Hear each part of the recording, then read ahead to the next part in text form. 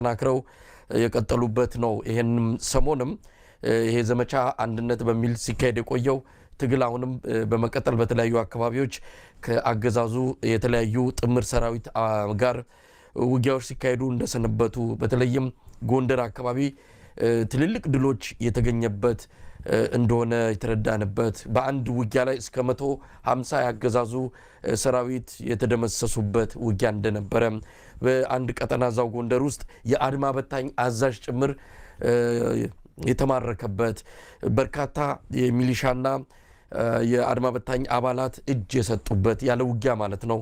እንደነዚህ አይነት ክስተቶች በየቦታው አሉ። ወሎም በተመሳሳይ በርካታ ድሎች ተገኝተዋል።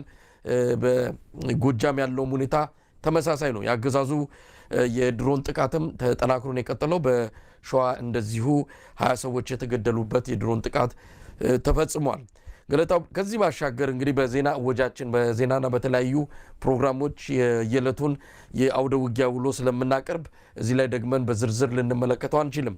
ነገር ግን አንዳንድ መሰረታዊ ጉዳዮችን የግድ ማንሳት ስላለብን ነው። አሁንም ፋኖች መሃል መሰረታዊ ችግሮች እየተስተዋሉ ነው።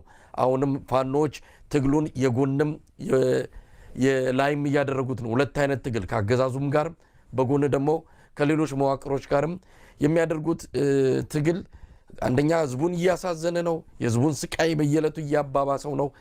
ሁለተኛ ነገር ድሉን አርቆታል። በአጭር ጊዜ መገኘት የነበረበትን ድል በሩቁ እንዲሆን መስዋዕትነቱም እንዲጨምር እያደረገው ይገኛል።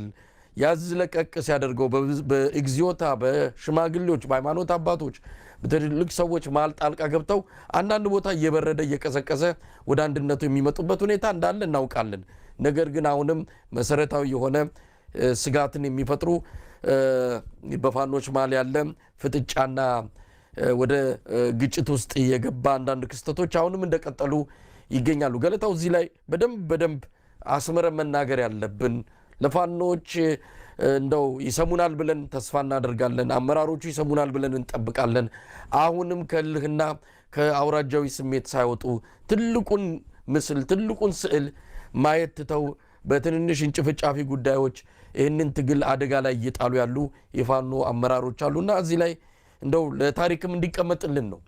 ይሄ የህዝብ ትግል ነው። የአማራ ህዝብ ትግል ከዳር መድረስ አለበት። የአማራ ህዝብ ትግል መስፈንጠሪያ ነው። የኢትዮጵያ ህዝብም በአጠቃላይ ከዚህ አገዛዝ ነፃ እንዲወጣ የሚያስችል ጉልበት የሚሰጥ ትልቅ ተስፋ የሚሰጥ ትግል ነው አማራ ክልል